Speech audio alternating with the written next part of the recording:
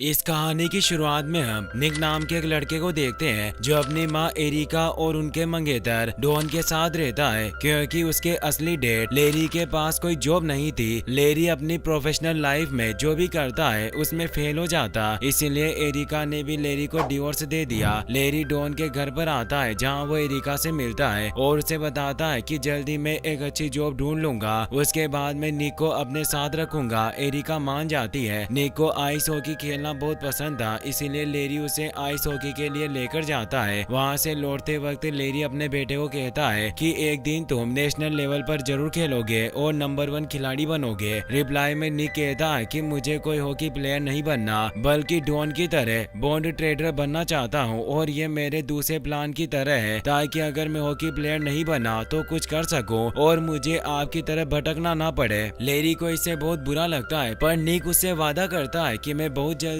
एक अच्छी जॉब ढूंढ लूंगा और फिर हम दोनों साथ रहेंगे। अब हमें अगले दिन का सीन दिखाया जाता है। लेरी बिग एप्पल कंपनी में एक ओल्ड लेडी डेबी के पास आता है। वो कहती है कि आज तक मैंने इतना बेकार रिज्यूमे किसी का नहीं देखा, माफ करना मैं तुम्हें कोई जॉब नहीं दे सकती। लेरी कहता है कि मुझे जॉब की बहुत ज्यादा जरूरत है, इसीलिए मैं कोई भी काम करने को तैयार हूँ। डेबी उसे एक म्यूजियम में भेजती है जहाँ पर सिक्योरिटी गार्ड की जगह खाली थी। अब लेरी उस म्यूजियम में चला जाता है जिसका नाम म्यूजियम ऑफ नेचुरल हिस्ट्री था। लेरी रिसेप्शन में एक लड़की से मिलता है जिसका नाम रेबेका होता है और वो म्यूजियम गाइड थी। रेबेका लेरी को कोसोसियल फ्रेडिक्स के पास भेज देती है। सिसिल इस म्यूजियम के नाइट सिक्योरिटी हेड थे। सिसिल को लेरी काफी काबिल लगता है। वो उसे अपने ऑफिस में लेकर जाते हैं जहाँ 2 और ओल्ड मैन मौजूद है जिनका नाम गुस और रेजिनोल्ड होता है और वो भी सिसिल की तरह ही यहाँ रात को चौकीदारी किया करते थे। सिसिल लेरी को बताता है कि म्यूजियम बहुत लॉस में चल रहा है, इसीलिए वो हमें काम से निकाल रहे हैं और हम तीनों की जगह बस एक सिक्योरिटी गार्ड रख रहे हैं, पर हम अपनी ये जगह एक काबिल व्यक्ति को देना चाहते थे और तुम हमें काबिल लगे। अब हम अपनी बची हुई जिंदगी आराम से गुजारेंगे। लेरी को भी नौकरी की बहुत ज्यादा जरूरत थी, इसीलिए लेरी गार्ड की नौकरी करने के लिए भी तैयार था।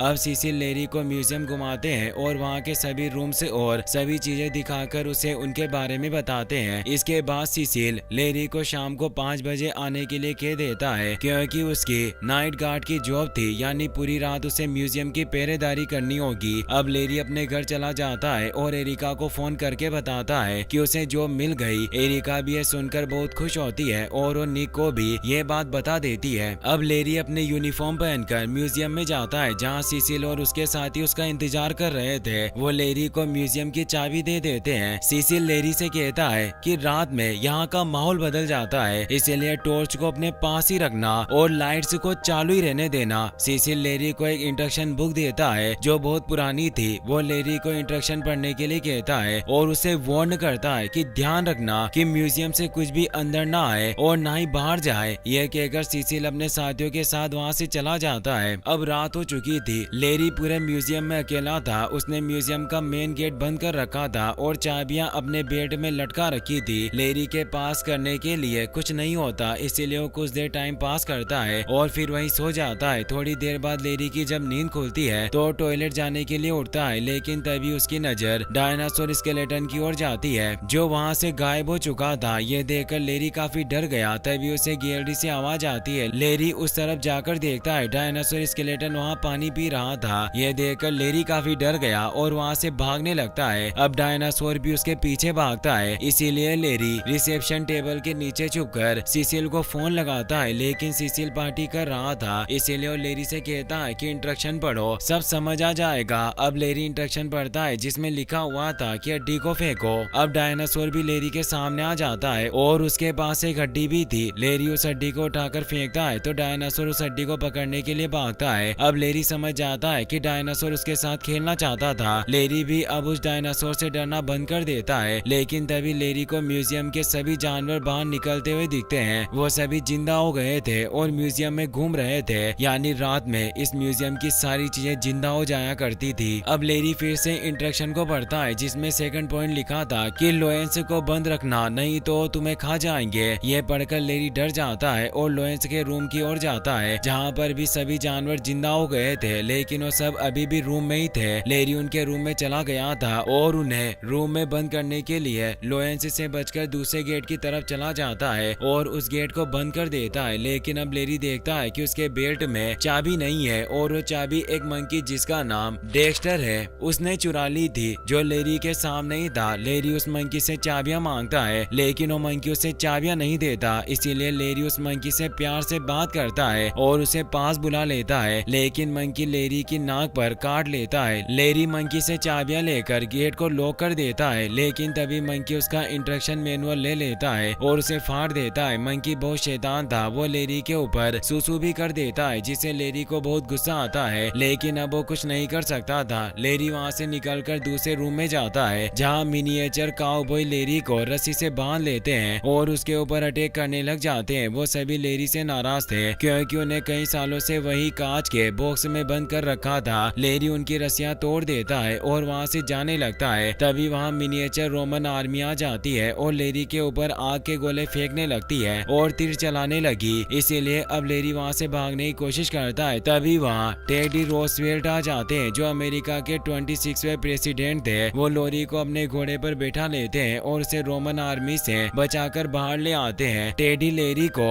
मिस्र की मम्मी वाले रूम में लेकर जाते हैं जहाँ इजिप्ट फेरो की मम्मी रखी हुई थी जो अपने ताबूत से बाहर निकलने की कोशिश कर रही होती है। टेडी लेरी को एक गोल्डन टेबलेट दिखाकर बताते हैं कि ये जादुई है और इसे जब 1952 में म्यूजियम में लेकर आया गया था तब से इस म्यूजियम के सभी स्टेचू बोलने और चलने लग गए थे। दिन में वो सभी मोम के स्टेचू होते लेकिन रात के समय वो सभी जिंदा होकर म्यूजियम में घूमते और खेलते हैं। टेडी लेरी को समझाते हैं कि तुम्हें बस इतना करना है कि किसी को भी म्यूजियम से बाहर नहीं जाने देना, क्योंकि अगर कोई बाहर चला गया तो सुबह होते ही वो दूल बन जाएगा। इसके बाद लेरी और टेडी एक रूम में आते हैं जहाँ सेका गाविया नाम की एक लड़की है जो कांच में बंद है। टेडी उस लड़की को देख रहा था क्योंकि उसे वो पसंद थी। लेरी इन सभी चीजों की वजह से बहुत डर गया था, इसीलिए वो टेड से कहता है कि मैं कल से यहाँ नहीं आऊंगा, मैं ये जॉब छोड़ दूंगा। टेडी उसे कहते हैं कि कुछ लोग महान पैदा होते हैं और कुछ अपने काम से महान बनते हैं और तुम्हारे पास अब बस यही एक मौका है। लेरी उसकी बात सुनता है लेकिन समझ नहीं पाता। इसके बाद टेडी अपनी जगह पर जाकर फिर से स्टेचू बन जाते हैं क्योंकि अब सुबह हो गई थी और बाकी सभी स्टेचू भी अपनी जगह पर चले गए थे और फिर से पहले जैसे हो गए थे। अब म्यूजियम के खुलते ही सिसिल और उसके साथी वहाँ जाते हैं, लेकिन लेरी उनके ऊपर चिल्लाता है क्योंकि उन्होंने ये नहीं बताया था कि रात को सभी जिंदा हो जाते हैं। लेरी कहता है कि मुझे अब ये जॉब नहीं करनी और मैं यहाँ से जा रहा हूँ। लेरी म्यूजियम से बाहर निकल जाता है, लेकिन म्यूजियम के बाहर लेरी को निक और डॉन मिलते हैं। डॉन निक को स्कूल लेकर जा रहा था, लेकिन तभी वो लेरी को देख लेते हैं और उसे अपनी नई जॉब के लिए कांग्रेचुलेट करते हैं। निक अपने डेट की जॉब से बहुत खुश था, इसीलिए अब लेरी भी अपने जॉब छोड़ने के फैसले को बदल लेता है और अपने बेटे को म्यूजियम घुमाने का वादा करता है। अब वो फिर से म्यूजियम के अंदर आ जाता है। सिसिल बहुत खुश होते हैं कि लेरी नाइट गार्ड की जॉब के लिए तैयार है। लेरी उनसे कहता है कि क्या आपके पास कोई दूसरा इंस्ट्रक्शन मैनुअल है क्योंकि वो फट चुका है। सिसिल बताते हैं कि मेरे पास वो एक ही था, इसीलिए तुम्हें अब सभी लोगों के बारे में रिसर्च करनी होगी और उन्हें क्या पसंद है ये जानना होगा। लेरी अब बुक्स पढ़ने लगता है और रेबेका से भी कुछ जानकारी लेता है। शाम को जब लेरी फिर से म्यूजियम में आता है तो उसे सिसिल और उसके साथी रेजिनॉल्ड और गज मिलते हैं। सिसिल लेरी से कहते हैं कि हमारा आखिरी दिन था और अब से हम म्यूजियम में नहीं आएंगे, अगर तुम्हें कुछ पूछना हो तो फोन लगा लेना। अब वो सभी म्यूजियम से बाहर जा रहे थे, लेकिन तभी रेजिनॉल्ड ऑफिस में ही रुक जाता है और लेरी के घर की चाबी का प्रिंट आउट ले लेता है। इसके बाद अब वो सभी वहाँ से चले गए थे और आज फिर से लेरी वहाँ अकेला था, लेकिन आज वो पूरी तैयारी के साथ आया था। वो डायनासोर की हड्डी को एक रिमोट कंट्रोल कार से बांधकर उसे चला देता है, जिससे डायनासोर अब लेरी को खेलने के लिए तंग नहीं करता। लेरी स्टोन एज के लोगों को आग जलाने के लिए लाइटर दे देता है, जिससे वो भी खुश हो जाते हैं। इसके बाद लेरी काउबॉय और रोमन लोगों को खुला छोड़ देता है, लेकिन उन्हें लड़ने से मना कर देता है। वो अफ्रीकन एनिमल्स के रूम में जाकर उसे लॉक करने वाला था, लेकिन तभी डेक्स्टर मंकी उसकी चाबियां चुरा लेता है। लेकिन लेरी ने आज पूरी तैयारी कर रखी थी क्योंकि बेल्ट में खिलौने वाली नकली चाबियां थी और डेक्स्टर ने ही चुराई थी, इसीलिए अब लेरी डेक्स्टर को बुद्धू बनाकर चिढ़ा रहा था। वो डेक्स्टर को रूम के अंदर बंद कर देता है और बाहर आ जाता है। वहीं हमें लेरी के घर का सीन दिखाया जाता है। कोई उस घर में घुसकर डोर में कुछ एंटीक चीजें रख रहा था जो असल में रेजिनॉल्ड ही होते हैं। वहीं लेरी म्यूजियम से सभी लोगों को ठीक से हैंडल कर रहा था, लेकिन तभी अफ्रीकी एनिमल्स के रूम का गेट खुल जाता है और सभी एनिमल्स बाहर निकल जाते हैं क्योंकि डेक्स्टर ने बाहर निकलकर लेरी की चाबियां चुरा ली थी और सभी एनिमल्स को फ्री कर दिया था और ये सब उसने लेरी से बदला लेने के लिए किया। अब लेरी डेक्स्टर के पीछे भागता है जहाँ उसे पता चलता है कि रोमन आर्मी और काउबॉयज एक दूसरे से लड़ने लग गए थे और स्टोन एज के लोगों ने लाइटर से अपने सर पर आग लगा ली थी, इसीलिए अब लेरी आग को बुझाता है। तभी दूसरी ओर डेक्स्टर म्यूजियम की एक विंडो को खोल लेता है। लेरी फायर एक्सटिंग्विशन से आग को बुझा देता है, लेकिन उससे निकले पाउडर से स्टोन एज के लोगों को बहुत मजा आता है और वो उस पाउडर से खेलने लग जाते हैं। वो उस पाउडर को लेरी के फेस पर भी फेंक देते हैं और बहुत हंसते हैं, लेकिन लेरी को फिर से डेक्स्टर दिख जाता है और वो डेक्स्टर के पीछे चला जाता है। लेरी के वहां से जाने के बाद एक वाइल्ड मैन उस खुली हुई विंडो से बाहर चला जाता है, लेकिन लेरी को ये बात पता नहीं थी। लेरी अब डेक्स्टर को रोक लेता है और उससे चाबियां मांगता है, लेकिन डेक्स्टर उसे चाबियां नहीं दे रहा था, इसीलिए अब लेरी डेक्स्टर को थप्पड़ मारता है, लेकिन डेक्स्टर भी लेरी को थप्पड़ मारने लगता है। वो एक दूसरे को थप्पड़ मार रहे थे, तभी वहाँ टेडी आ जाते हैं जो उन्हें रोकते हैं। टेडी लोरी से कहते हैं कि तुम अगर प्यार से चाबी मांगोगे तो वो मना नहीं करेगा। अब टेडी डेक्स्टर से प्यार से चाबियां मांग लेता है और डेक्स्टर उसे चाबियां दे देता है। लेरी ये देखकर बहुत उदास हो जाता है और फिर से नौकरी छोड़ने की सोचने लगता है। अब सुबह होने वाली थी, इसीलिए लेरी अपना बैग लेकर वहाँ से जा रहा था, तभी उसे खुली हुई विंडो दिखती है। लेरी विंडो के पास आकर देखता है तो उसे वाइल्ड मैन नजर आता है जो बाहर था। लेरी अब भागकर बाहर जाता है, लेकिन वो टाइम पर नहीं पहुंच पाता और धूप निकल जाती है। सनलाइट के पड़ते ही वो वाइल्ड मैन धूल बन जाता है और नगर पालिका की गाड़ी उसकी धूल को साफ कर देती है। लेरी को ये देखकर बहुत बुरा लगता है और वो डिसाइड करता है कि वो ये जॉब अच्छे से करेगा ताकि ऐसा और किसी स्टेचू के साथ ना हो। अगले दिन लेरी का बेटा अपने फ्रेंड्स के साथ म्यूजियम में आता है। तब म्यूजियम डायरेक्टर डॉक्टर मैकफी लेरी के ऊपर चिल्ला रहे होते हैं क्योंकि रात को वहाँ आग लग गई थी, जिससे गुस्से में मैकफी उसे जॉब से निकाल रहे थे। ये बातें निक भी सुन लेता है और बहुत उदास हो जाता है और वहाँ से चला जाता है। लेरी कहता है कि मैं अब सब कुछ समझ चुका हूँ, इसीलिए डॉक्टर मैकफी आप मुझे दोबारा मौका दीजिए, इस बार कोई गड़बड़ नहीं होगी। तो वो भी मान जाते हैं। लेरी एरिका के घर निक से मिलने जाता है जहाँ उसे पता चलता है कि निक बहुत उदास है क्योंकि उसने लेरी के बॉस की बातें सुन ली थी और उसे लग रहा था कि लेरी को जॉब से निकाल दिया गया। लेरी उसे बताता है कि मेरे बॉस को कुछ गलतफहमी हो गई थी और उन्होंने मुझे जॉब से नहीं निकाला।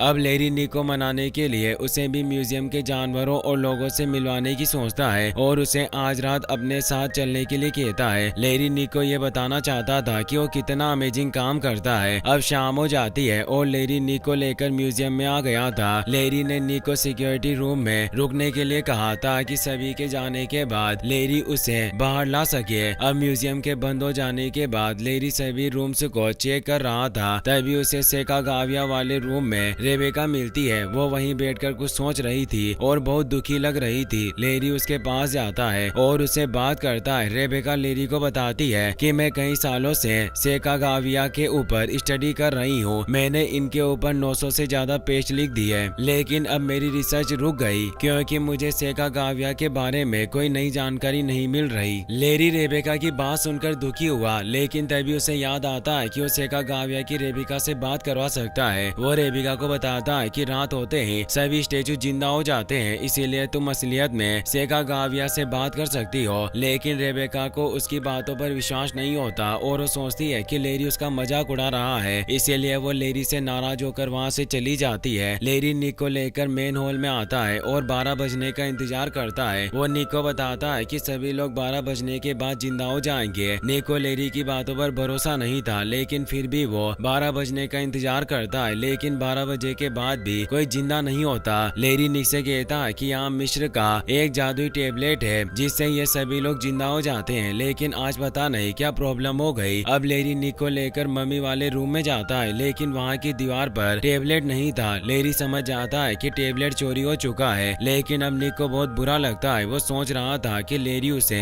बेवकूफ बना रहा है, इसीलिए निक घर जाने के लिए वहाँ से निकलने लगता है। निक को जाते हुए देखकर लेरी भी उसके पीछे जाकर उसे मनाने की कोशिश कर रहा था, लेकिन तभी लेरी को विंडो से स्टोर रूम में किसी की परछाई दिखती है। लेरी समझ जाता है कि यह वही चोर है जिसने टेबलेट चुराया था, इसीलिए अब लेरी निक के साथ स्टोर रूम में जाता है जहाँ उसे सिसिल और उसके साथी मिलते हैं और वही म्यूजियम से सामान चुरा रहे थे। लेरी के पूछने पूछने पर सिसिल उसे बताता है कि वो ये जॉब नहीं छोड़ना चाहते हैं क्योंकि बूढ़े होने के बावजूद भी म्यूजियम के जादू से वो जवान हो जाते हैं। उनके अंदर जवानी जैसी ताकत आ जाती है। लेकिन म्यूजियम लॉस में चल रहा था और उन्हें यहाँ से निकाल दिया गया, इसीलिए हमने यहाँ चोरी करके सारा इल्जाम तुम्हारे ऊपर लगाने का प्लान बनाया और यहाँ का कुछ सामान लेरी के घर पर छुपा दिया ताकि पुलिस लेरी को पकड़ ले और म्यूजियम का मालिक फिर से उन्हें म्यूजियम का गार्ड बना दे। लेरी देखता है कि टेबलेट वहीं एक कार्ड में पड़ा हुआ है। वो निक से टेबलेट लेकर उसके बीच वाले पीस को सीधा करने के लिए कहता है। अब निक वैसा ही करता है। पीस के सीधा होते ही गोल्डन टेबलेट काम करने लग जाता है और म्यूजियम के सभी लोग जिंदा हो जाते हैं। लेकिन अब सिसिल और उसके साथी लेरी को मारने लग जाते हैं। वो बहुत ताकतवर हो चुके थे क्योंकि टेबलेट चालू होते ही उसके जादू से उन सभी में जवानी का जोश आ गया था। वो सभी लेरी को पीटते हैं लेकिन लेरी निक को वहाँ से भागने के लिए कहता है। निक भागकर मम्मी वाले रूम में चला जाता है। अब तीनों बुड्ढे भी निक को पकड़ने के लिए उसके पीछे जाते हैं और लेरी भी खड़ा होकर उनका पीछा करता है। लेकिन अब सभी जानवर भी जिंदा हो गए थे और डेक्स्टर फिर से शैतानी करता है। वो म्यूजियम के पीछे का गेट खोलकर कुछ जानवरों को बाहर भगा देता है। दूसरी ओर बुड्ढों ने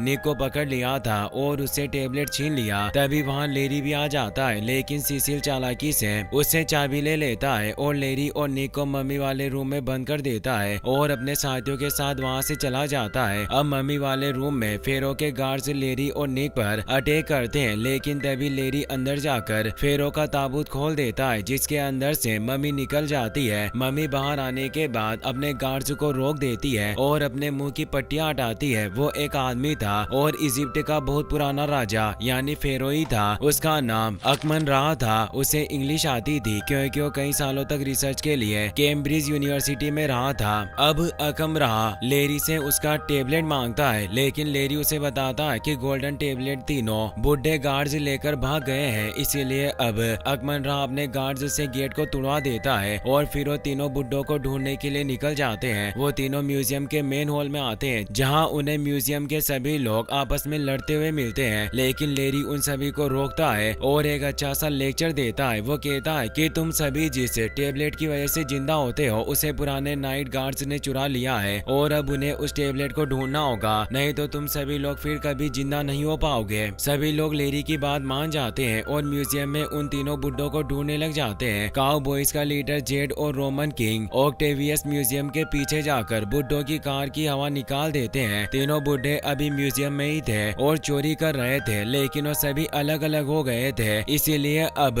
कोलंबस वाइल्ड मेंस के साथ मिलकर रेजिनोल्ड को पकड़ लेता है और सोल्जर्स को भी गज मिल जाता है। वो गज को पकड़ लेते हैं और उसे बांध देते हैं। अब बस इसीलिए बचा था लेकिन उसे पता चल गया था कि म्यूजियम के सभी लोग उसे पकड़ना चाहते हैं, इसीलिए वो अपनी कार में बैठकर वहां से भागने की कोशिश करता है लेकिन टायर में हवा न होने से कार थोड़ी आगे जाकर दीवार से टकरा जाती है। अब सिसिल म्यूजियम के अंदर जाकर पुरानी घोड़ा गाड़ी लेकर वहां से भागने लगता है। वो अपनी घोड़ा गाड़ी से सेका गाविया को कुचलने वाला था लेकिन तभी टेडी सेका गाविया को बचा लेते हैं, पर टेडी के ऊपर से गाड़ी निकल जाती है और उसके दो टुकड़े हो जाते हैं। अब सिसिल घोड़ा गाड़ी और टेबलेट लेकर भाग रहा था, इसीलिए लेरी भी टेडी के घोड़े से उसका पीछा करता है और अकमन राह और निक भी डायनासोर के ऊपर बैठकर सिसिल के पीछे जाते हैं। डायनासोर की हड्डी जेड और ऑक्टेवियस खींच रहे थे लेकिन तभी उनकी कार का एक्सीडेंट हो जाता है। अब लेरी सिसिल की गाड़ी के बहुत पास आ जाता है लेकिन सिसिल गाड़ी नहीं रोक रहा था, लेकिन लेरी ने उस गाड़ी के बारे में पढ़ रखा था। वो एक खजाना लेकर जाने वाली गाड़ी थी और उसे रोकने के लिए एक लाइन बोलनी होती थी। लेरी वो लाइन जानता था जिससे वो उस गाड़ी के घोड़ों को रोक लेता है, जिससे अब सिसिल पकड़ा जाता है और लेरी उससे टेबलेट ले लेता है। लेकिन अभी भी म्यूजियम के एनिमल्स बाहर घूम रहे थे, इसीलिए लेरी टेबलेट को अकमन राह को दे देता है क्योंकि उसे वो टेबलेट यूज करना आता था। अकमन राह अपने टेबलेट के जादू से सभी एनिमल्स को शांत करता है और सुबह होने से पहले उन सभी को म्यूजियम में जाने का ऑर्डर देता है। दूसरी ओर सेका गाविया मोम को पिघलाकर टेडी को फिर से जोड़ देती है। अब टेडी और सेका गाविया भी अच्छे दोस्त बन जाते हैं। सभी एनिमल्स लाइन बनाकर म्यूजियम की तरफ जाने लग गए थे। तभी रास्ते में टैक्सी के अंदर से रेबेका सभी एनिमल्स को देख लेती है। अब उसे भी यकीन हो गया था कि लेरी सच बोल रहा था, इसीलिए वो भी अब म्यूजियम में आ जाती है। लेकिन तभी टैक्सी ड्राइवर म्यूजियम पर चढ़े वाइल्ड मेज की वीडियो बना लेता है। म्यूजियम में बहुत तबाही हो गई थी लेकिन लेरी सभी एनिमल्स को अंदर लाने में कामयाब हो गया था। जेड और ऑक्टेवियस का एक्सीडेंट हो गया था, लेकिन वो भी बच गए थे और म्यूजियम में आ गए। रेबेका सेकागाविया को जिंदा देखकर बहुत खुश थी। वो सेकागाविया से बातें करने लग जाती है। अब सुबह हो गई थी और सभी लोग अपनी अपनी जगह पर जाकर स्टेचू बन गए थे। टैक्सी ड्राइवर ने वाइल्ड मेज की वीडियो इंटरनेट पर अपलोड कर दी थी और सभी न्यूज वाले टीवी पर वो वीडियो दिखा रहे थे। लोगों को शहर की बर्फ पर डायनासोर के पैरों के निशान भी दिखे थे, लेकिन उन्हें कुछ पता नहीं चल रहा था कि ये सब कैसे हुआ है। न्यूज वाले सारी घटना को एक एडवर्टाइजमेंट समझ रहे थे, लेकिन लेरी का बॉस म्यूजियम की हालत से बहुत गुस्सा हो गया और उसने लेरी को जॉब से निकाल दिया। लेकिन जब वो लेरी के साथ अपने ऑफिस से बाहर आता है तो वो देखता है कि म्यूजियम में भी भीड़ लगी हुई थी और न्यूज पे चल रही वीडियो को देखकर सभी लोग म्यूजियम को देखने आए थे। ये देखकर लेरी का बॉस उसे फिर से जॉब पर रख लेता है, क्योंकि लेरी की वजह से उसका म्यूजियम फिर से चलने लग गया था। अब लेरी बहुत खुश था। अपने डेट के अमेजिंग काम को देखकर निक भी बहुत खुश था। वो अपने डेट को हीरो मानने लग गया है। अब रात का सीन दिखाया जाता है जब म्यूजियम में सभी लोग जिंदा हो गए थे और सभी साथ मिलकर पार्टी कर रहे थे। अब कोई एक दूसरे से लड़ नहीं रहा था और सभी साथ मिलकर मजे कर रहे थे। लेरी भी अपनी जॉब से बहुत खुश था और सभी बुड्ढों को म्यूजियम में सफाई करने वाले का काम मिल गया था और वहीं उनकी सजा भी थी। इसी के साथ ये मूवी यहीं पर खत्म हो जाती है। नेक्स्ट पार्ट देखना चाहते हो तो कमेंट में जरूर बताना और अपने दोस्तों के साथ शेयर करना।